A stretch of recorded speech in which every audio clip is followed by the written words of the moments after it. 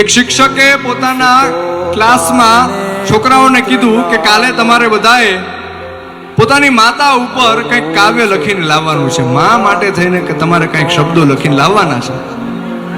બધાએ છોકરાઓ બીજા દિવસે પોતાની નોટમાં પોતપોતાની રીતના કંઈક કાવ્ય લખીને લાવ્યા, કોઈ કંઈક શબ્દો લખીને લાવ્યા. પણ એક છોકરાની નોટ છે એમાં કંઈક વિચિત્ર જોવા મળ્યું. એમાં આખી એબીસીડી લખેલી હતી. છોકરાએ A to Z આખી એબીસીડી લખેલી. તો શિક્ષકે એ છોકરાને ઊભો કર્યો અને પૂછ્યું કે ભાઈ આ શું છે, આનો શું મતલબ?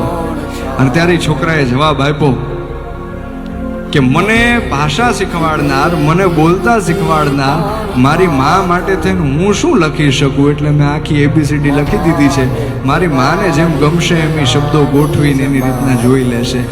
આ મા દીકરાના સંબંધની વાત છે. એ દલપતરામે પોતાના કાવ્યની અંદર લખી. કેવી રીતના કે હતો હું સુતો પારણે પુત્ર નાનો,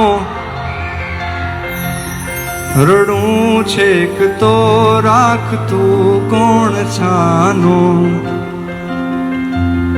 મને દુઃખી દેખી દુઃખી કોણ થાતું,